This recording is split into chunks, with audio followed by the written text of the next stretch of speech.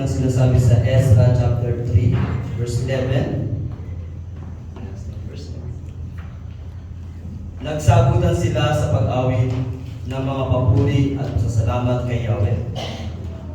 Ito ang kanilang inawit. Purihin si Yahweh sa kanyang kabutihan. Pag-ibig niya ay tunay, laging tapat kailanman. Malakas na isinigaw ng lahat ng tao ang kanilang papuri kay Yahweh. Sapagkat ang pundasyon ng templo ni Yahweh ay nailagay na. Manalangin tayo. Salamat po, Diyos, sa iyong pong salita. Purihin ka, aming Ama. Tunay na ikaw ay dakila at makapangyarihan sa iyo. Maraming salamat po sa mga awitin na tunay na nagbibigay sa amin ng kapayapaan at lubos na kasiyahan na ikaw ay aming sambahin at papurihan. Tulad na lamang ng mga Israelita, ng mga taga-Juda, sa storya na amin pong mga napag-aaral. Purihin po ang pangalan mo, sapagkat hindi ka nagbabago. Tunay kang dakila, tunay na ikaw ay Diyos na dapat sambahin. Karapat-dapat, kapapurihan, luwalhatiin ang inyong dakilang Panginoon. Salamat po sa iyong dakilang presensya sa umagang ito, sa buhay po ng iyong mga anak. Ikaw ang siyang nagbigay sa amin ng tunay na buhay at pag-asa. Pinapupurihan ka namin, O Diyos. Kagaya ng pahayag ni Haring Dario, ikaw lamang ang tunay na Diyos at aming sinasamba. Kagaya ng pagbabalik ng mga Israelita sa Jerusalem na sila'y nagpupuri sapagkat naranasan nila ang iyong dakilang esensya. Sa bawat pagkakataon na sila'y lumalapit, sumasamba sa iyo, kinikilala kang Diyos. Palaging na itinutulungan mo po sila. At tunay naman, karapat-dapat kang sambay. Patuloy nawa ang Diyos na mahayag ang iyong salita at mensahe para sa amin sa umaga. Dakilain ka, papurihan ka, magpakailanman sa tanging pangalan ng aming Panginoong Jesucristo. Amen. Amen. Napakasarap po na sambahin, salamatan at papurihan ng aming tunay na Diyos. Grabe, sa mga awitin pa lamang, tayo po ay nagagalak at lubos na nagpupuri sa ating Diyos. Lalo na yung awit kanina, sabi doon, ngayon ay laging may bagong awit at papuri sa iyo. Kapakaganda ng mensahe na yun. Grabe, talagang kanina gusto kong umiyak. Salamat kasi nakapag-pray ako ngayon, nakaiyak po ako. Pagka hindi ka kasi makaiyak, ano yun po yung kalooban nyo, parang gusto nga sabog. At salamat po sa kapayapaan. Laging merong bagong awit ng pagpupuri sa Diyos. Sa bawat pagkakataon, bawat araw, bago yan, kaya laging meron bago. Amen po? Amen. Napakaganda po. Mula kay Abraham, gusto ko sanang paratingin hanggang dito kay Ezra. Medyo mahaba-haba po yun. Babalikan pa po hanggang kay Josiah. Si Josiah, isang reformista na giniba niya yung mga altar ng mga Diyos-Diyosan. Sa panahon po ni Josiah, ang sumunod na mga hari ay hindi po sila sumunod tungkol sa mabuting halimbawa ni Josiah na sinundan ni Josiah si Haring David. Ano po, yung sumunod na mga hari, kung titignan niyo po dyan sa ating mga pinag-aralan, sila po ay hindi sumunod tungkol sa mga halimbawa. Sambahin lamang ay ang Diyos. Meron silang mga ginawa at sinambang mga Diyos-Diyosan at kasamaan sa kanilang pamumuhay. Kaya ano pong nangyari? Sinibukadnezar, ginamit ng Diyos para ang Israelita ay alisin doon sa Jerusalem. Ano po yung mga taga-Juda at walang matira sa kanila? Saan po sila dinala? Sa Babylonia. At sa Babylonia, tignan niyo po ang ginawa ng Diyos, kinalinga po sila doon. Naalala niyo po si Shadrach, Meshach, at si Abednego, yung tatlo na kahit itapon doon sa bugod, sila ay nanindigan sa kanilang pananampalataya. Si Daniel, ano pong ginawa kay Daniel? Inuhulog sa kulungan ng mga Leon, ano po? At ano pong nangyari? Siya po ay hindi kinain. Samantalang yung mga nagtangka ng masama sa kanya, hindi pa halos nauhulog doon. Ano po? Nilhalapang na ng leon. Ibig sabihin, yung presence of God doon sa buhay ni Daniel ay kasama niya ang Diyos. Kaya kailanman, sabi nga po, ang presensya ng Diyos patuloy na magbibigay sa atin ito ng pagbabago, kaligtasan, at buhay na may pag-asa na laging merong bagong awit ng pagpupuri. Amen po? Ano siya, Daniel ang prayan, at yun, tumawid yung ating tunog. Sabi po, ang presensya ng Diyos, ayan, ang kapangyarihan ng presensya niya sa ating buhay. Ayan.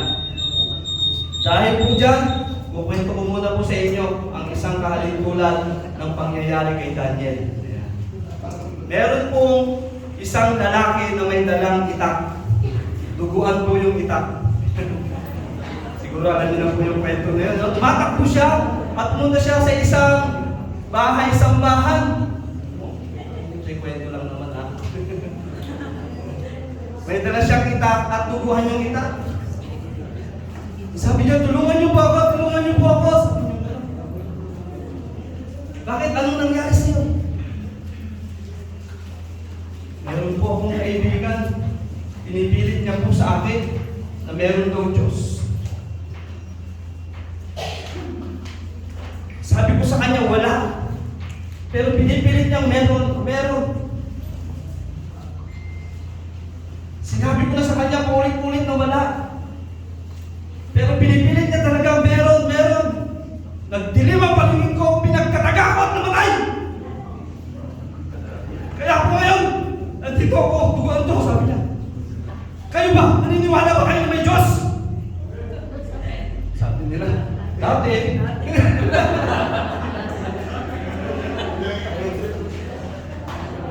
Parang nakakatawa. Nakakatawa talaga siya. Pero dapat maunawaan natin yung mensahe.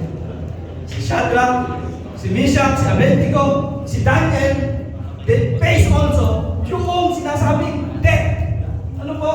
Mamamatay din sila at that time. Pero they stand, nanindigan sila, nakilala nila ang Diyos, iniligtas sila ng Diyos. Hindi sila nagkunwari. Pwede naman siguro sila mag-pray na lang, kunwari. Pero hindi nila ginawa, nag-pray si Daniel to serve the place kung saan siya nagpe-pray. Si Shadrach, Meshach at Abednego, pwede naman siguro magkunwari, umupo na lang. Pero ano, tumayo sila, hindi sila yumukot doon sa Diyos at pinagawa ni Nebukadnezar. Nanindigan sila sa pananampalataya. Mga kapatid, ito po yung isang presensya na pinapakita sa buhay ng nakakakilala sa Diyos. Handang harapin, mabuhay para sa Diyos. Mga kapatid, tayo po may handang mabuhay para sa Diyos. Amen? Parang mahina, amen? Sa pong istorya yan na makapagbigay po sa atin ng realization that we must stand. Sabi nung anniversary natin, maninindigan sa Diyos, maglilingkod. Kaya purihin po ang Panginoon sa ating lahat. Palakpakan na naman po natin ng sapagkat ang presensya, ang kanyang kapangyarihan ay tunay.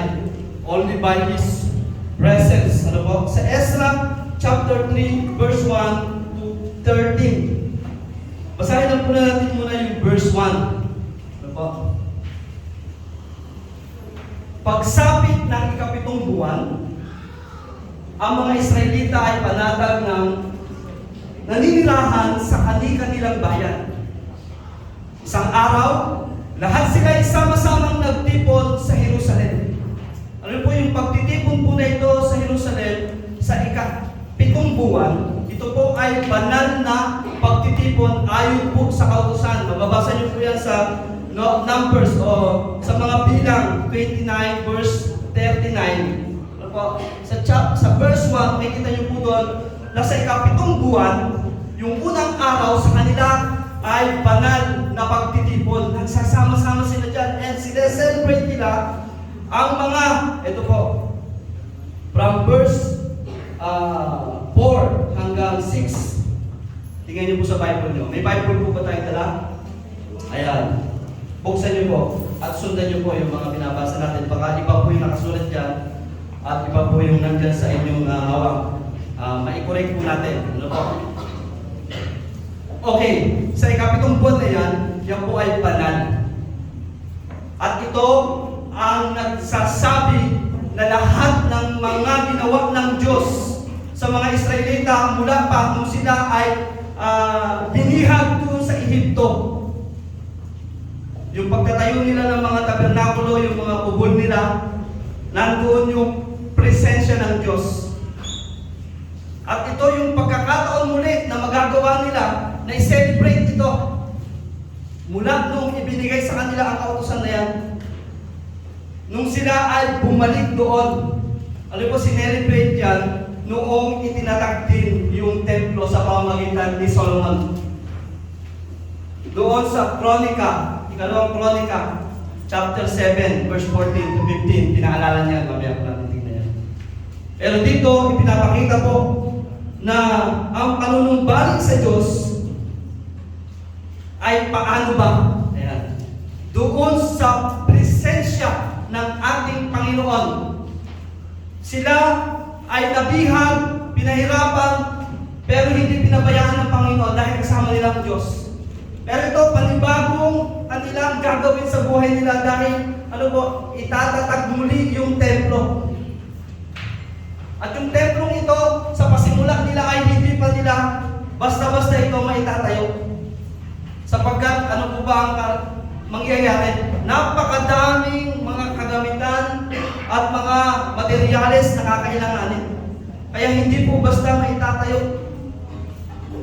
Ayan, yung mga nasa construction, nasa engineering, nasa architecture, alam na alam po nila yan. Kaya hindi basta-basta ito. Kung pag-aaralan po natin doon sa chapter 1 hanggang chapter 2, maraming mga bihag dito na umalis mula sa Babylonia, pumunta ron, at yung mga bihag na yun, sila po ay mga manggagawang lahat. Mababasa po natin yan sa chapter 3. Na yung mga bihag na yun na bumalik sa Jerusalem para itatag yung templo, itayo yung templo, mga manggagawa sila. Ibig sabihin, ibinalik ng Diyos doon una. Ito, first wave. Ano to, hindi siya COVID, no? First wave ng pagbabalik. Si Zerubbabel ang pinuno. At yung unang pagbabalik po na ito ay pinangunahan niya na itayo po yung templo. Pero una, bago nila ito itayo, sila ay nagkaroon ng pagtitipon. Para ipakilala na ang kanilang pagbabalik at pagtatayo ay hindi lamang basta sa templo. Ito ay sa Panginoon. Sa Panginoon nakatuon para maranasan mong muli na puspusin ka ng presensya ng Diyos. Yung relasyon mo una sa Diyos. Yun muna ang mauna. Sapagkat napakahalaga sa Diyos ang puso ng tao. Yung kalooban ng tao. Sapagkat alam niya na ang lahat ng bagay. Sabi niya, kahit ang hari, napapasunod niya ito. Tingnan niyo po si Haring Sino. Siya yung naggawa ng sulat para bigyan ng karapatan muli ang mga Israelita o mga Hudyo na magtayo uli ng templo.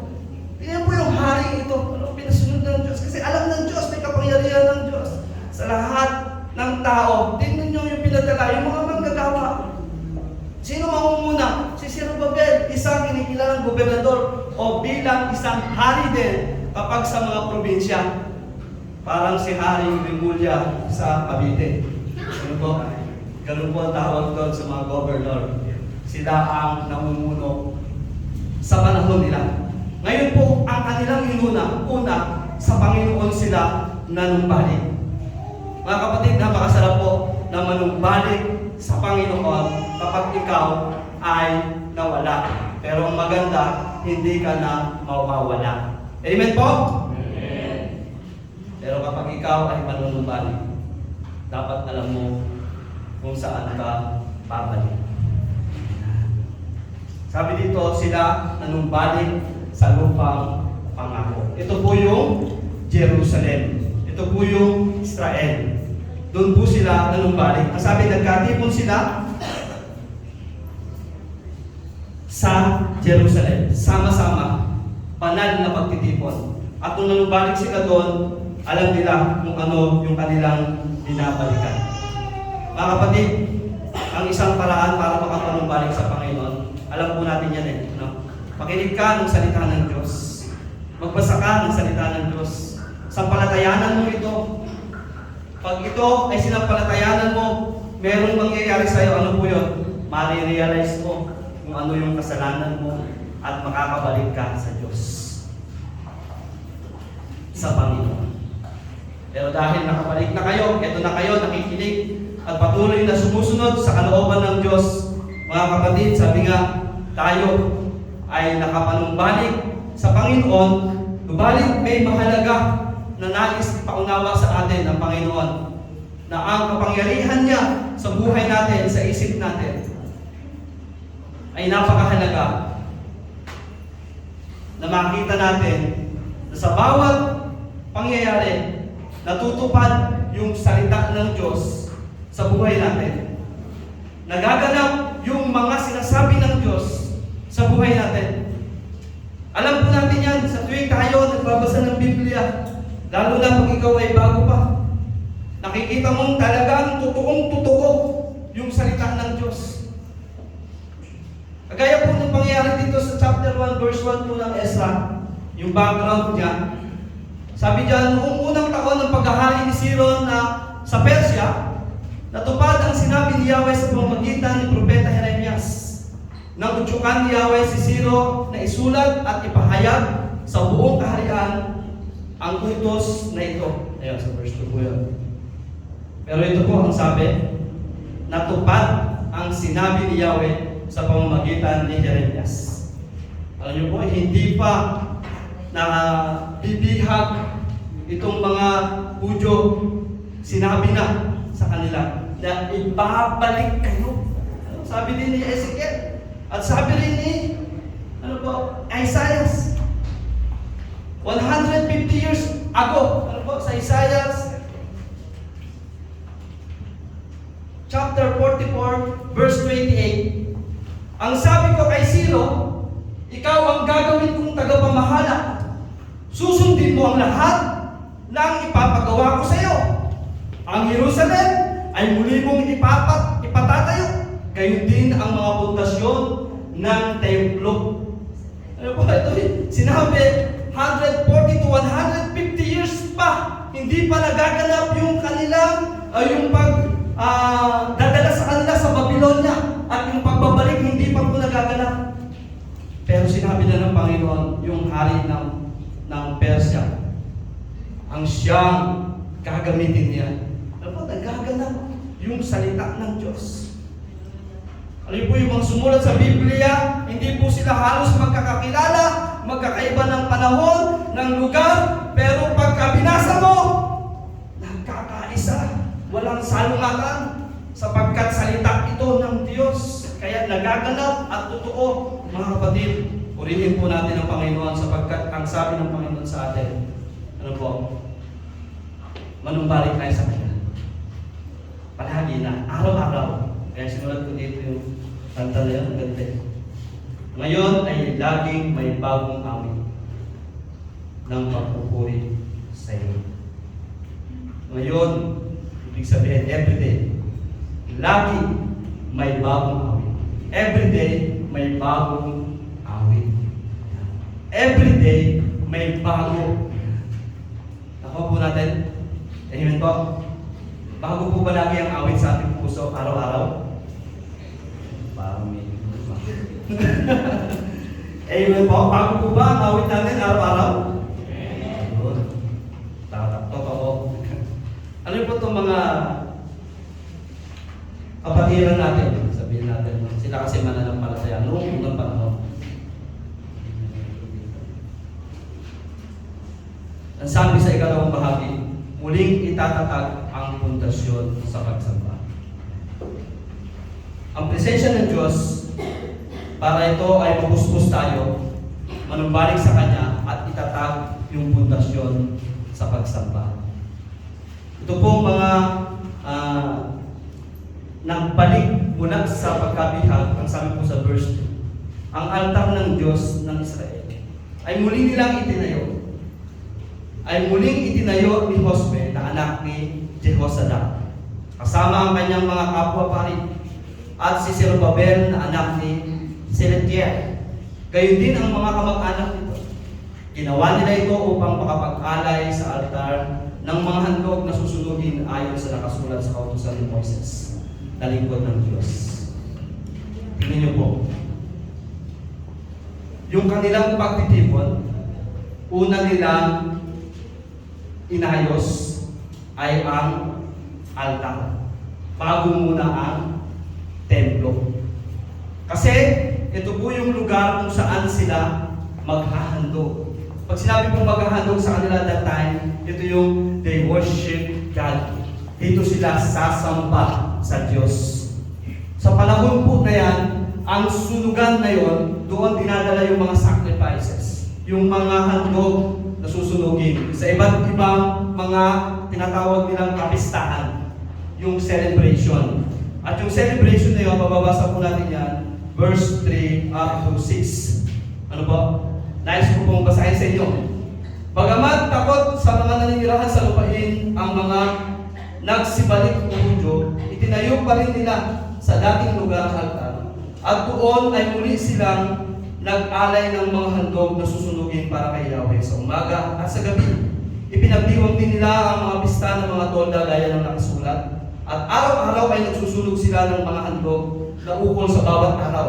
Bukod dito ay nag-alay sila ng mga palagiang handog na sinusunog, mga handog para sa panahon ng pista ng mga bagong buwan at para sa lahat ng kapistahang itinilaga ni Yahweh. Nag-alay din sila ng mga kapusang loob na handog para kay Yahweh. Sa pagsapit ng unang araw ng ikapitong buwan, sinimulan na nilang maghandog kay Yahweh kahit hindi pa nasisimulang muling itayo ang templo.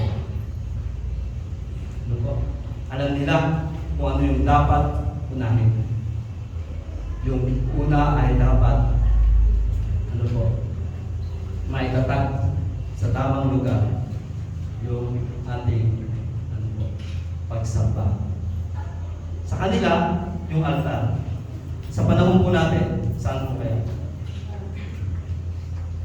Sabi po yun sa verse 3, bagaman sila'y takot at naninirahan sa lupain ng mga nagsibalik ng Hudyo, itinayo pa rin nila sa dating lugar ang altar. Doon sila muling nag-alay. Sa verse 8, kahit nagsimula na silang magtrabaho pagsapit ng ikalawang buwan, ng ikalawang taon, mula nang makabalik sila sa dating pinatatayuan ng templo ng Diyos sa Jerusalem. Ngayon po, yung lugar na dapat nilang lagyan o tayuan, kung saan ito dapat itayo. Ang sinisignify po niya sa atin mga kapatid, saan ba una dapat nagmumula ang ating pagsamba sa Diyos? Merong kanta dyan eh. When the music plays, all the stress away. I'm coming back to the heart. Ito ano? Medyo mahina tayo sa kantahan kaya hindi tayo prepared. Pero yun, the heart of worship. Sabi doon, yung heart of worship, yung puso ng pagsamba, it's coming from the heart. Yung puso ng pagsamba, ito ay mula sa puso. Sa puso, itatag yung lugar ng pagsamba. Una, alam ng Diyos eh, no?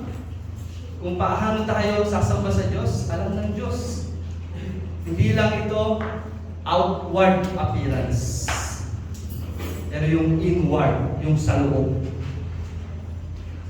Sa kanila at that time, outward sa Old Testament time. Pero dahil nga nagkaroon ng pagbabago, ang sabi nga, tipan ng Diyos, pinagkaloob ang Panginoong Jesucristo na nagbigay sa atin ng pag-asa. And now, sabi, susulat ko na sa inyong puso. And now, sabi ng Biblia, dapat ang inyong pagsamba, ang lahat ng inyong ginagawa, dahilan sa pag-ibig ni Kristo. Sa Efeso chapter 3,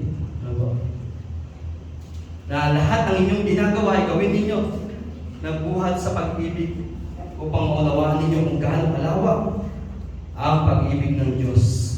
Itatag ito sa lugar na nararapat sa ating puso, mga kapatid. Sa umagang ito ay alam ng Diyos kung ang ating pagsamba, it is all about kay Jesus na ating tagapagligtas.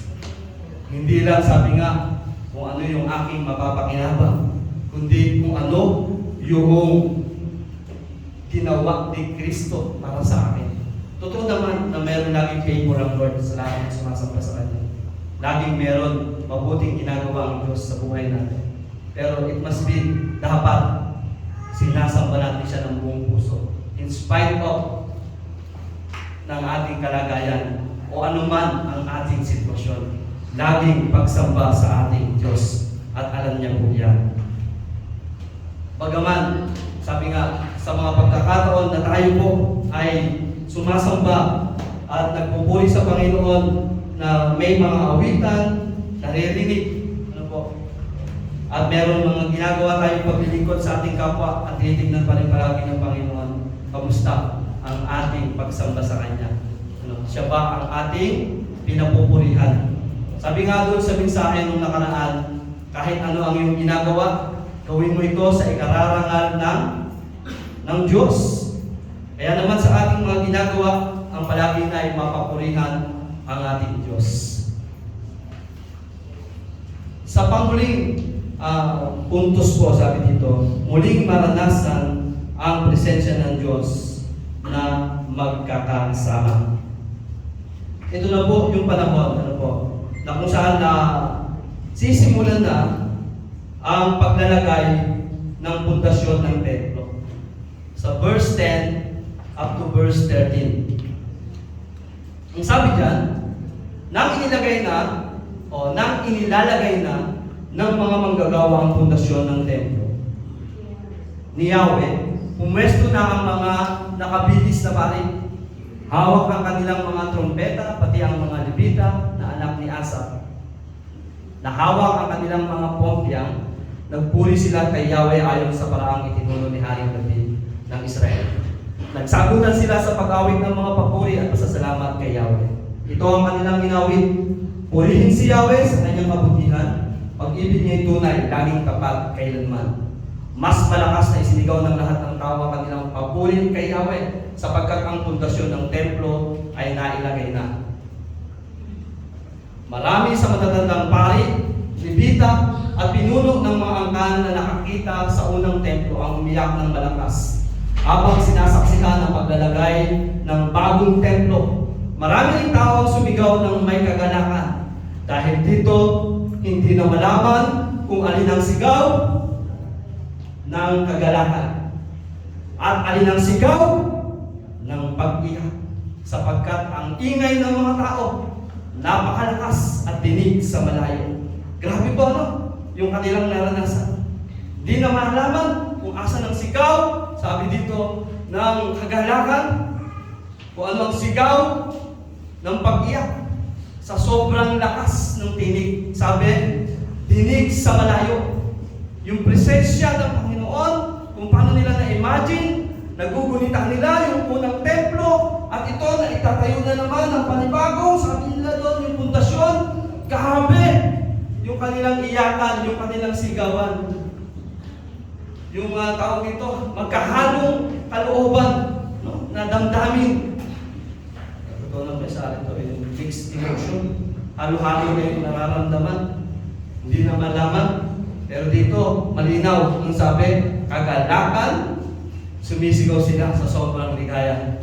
Sumisigaw sila sa pag-iyak sapagkat nagugunita nila yung ginawa ng Diyos sa kanila na magkakasama. Ayan, tapos na. Praise the Lord. Ito po. Sa panahon po na yon, si Zerubbabel na siyang pinaka-gobernador, ang sabi sa kanya ni Zacarias, ano yung po napahinto yung pagtatayo ng templo. Nung naitayo po yun, may mga tao na, sabi dun sa pag-aaral natin kanina, nagchichismisan. Kaya bawal yung chismisan eh. May mga taong nagchismisan doon at gumawa sila ng hakbang para mapatigil yung pagtatayo ng templo. Pumunta sila sa hari at nagreklamo sila sa chapter 4. At napatigil nga, matagal na napatigil. At ito ang sabi ni Zacarias na isang propeta sa chapter 5, mababasa po natin yun sa Ezra. Sinabi sa akin ng anghel na pinasasabi ni Yahweh para kay Zerubbabel. Ito yung kasama na yun na bumalik mula sa biyag na siyang pinuno nila. Pinasasabi ni Yahweh na makapangyarihan sa lahat, ang tagumpay ay hindi makakamit sa pamamagitan ng lakas ng hukbo o sariling kapangyarihan, kundi sa pamamagitan lamang ng aking Espiritu. Sabi nga dyan, not by might, nor by power, but by the Spirit, says the Lord. Sabi ng Diyos, sabi ng Panginoon, hindi sa lakas, hindi sa galing, hindi sa forma. Meron ako niyan, konti lang. Pero hindi dahil dyan.